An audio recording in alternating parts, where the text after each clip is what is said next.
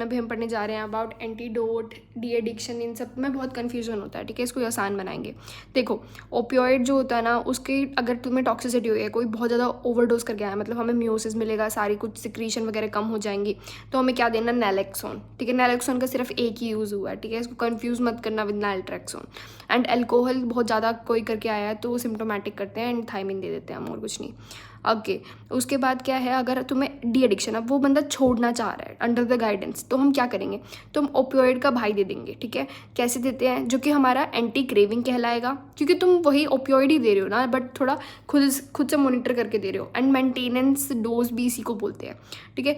तो anti craving, de addiction, maintenance क्या होगा ओपियोइड का, ओपियोइड ही होगा।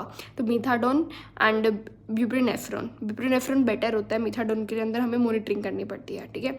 एंड फिर उसके बाद अगर रिलैप्स को हटाना है, अब उसने मेंटेन कर लिया काफ़ी साल तक, बट अब वो बहुत टेंशन में है कि एंटी क्रेविंग है, तो तुम क्योंकि ओपियोइड दे रहे थे, अब इसको ओपियोइड को हटाने पे रिलैप्स को हटाना है, तो नैल्ट्रेक्सोन दे दो, ठीक है।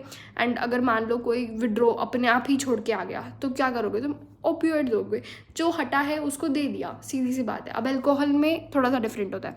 अल्कोहल में, डी एडिक्शन में एंटी क्रेविंग देनी है हमें, मेंटेनेंस, मतलब वो छोड़ना चाहता है तो हमें सबसे पहले एंटी क्रेविंग देनी है। तो ये नहीं है कि तुम उसको थोड़ी सी दारू दे दोगे, नहीं, तुम्हें नैल्ट्रेक्सोन देना है या फिर एक आर्म पोस्ट देना है। अगर तुम्हारा लीवर अफेक्टेड है तो उसको एक आर्म पोस्ट देंगे, ठीक है, नैल्ट्रेक्सोन। अब उसके बाद अब रिलैप्स को हटाने के लिए हम क्या कर सकते हैं, नैल्ट्रेक्सोन दे सकते हो, डाइसल्फाम रिएक्शन दे सकते हो।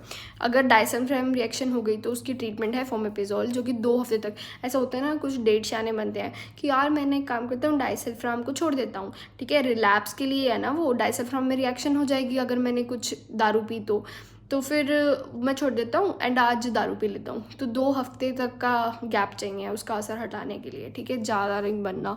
फिर नैल्ट्रेक्सोन हो गया हमारा। फिर उसके बाद विड्रॉल, अगर मान लो अचानक से किसी ने ही मैन बन के छोड़ दिया आज दारू और वो एडिक्टेड था, ठीक है, तो फिर हमें क्या देना पड़ेगा, क्लोरडायजेपॉक्साइड या फिर लोरेज़ेपाम मतलब बेंजोडाइजेपिन अगर लीवर अफेक्टेड है तो, अदरवाइज क्लोरडायजेपॉक्साइड से काम चल जाएगा।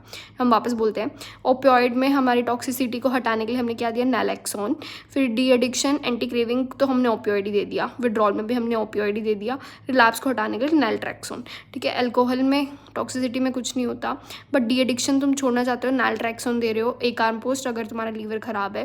एंड रिलैप्स के लिए डाइसल्फाम रिएक्शन सबको याद रहता है, नैल्ट्रेक्सोन सब जगह यूज़ हो रहा है, फोमेपिजोल इसकी ट्रीटमेंट हो जाएगी। एंड क्लोरडायपॉक्साइड अगर वो एकदम से अपना आप छोड़ के आया है, डेलीरियम ट्रेमेंस वगैरह होते हैं तो लोरेज़ेपाम देते हैं, इसमें भी लोरेज़ेपाम देंगे अगर लीवर अफेक्टेड है तो।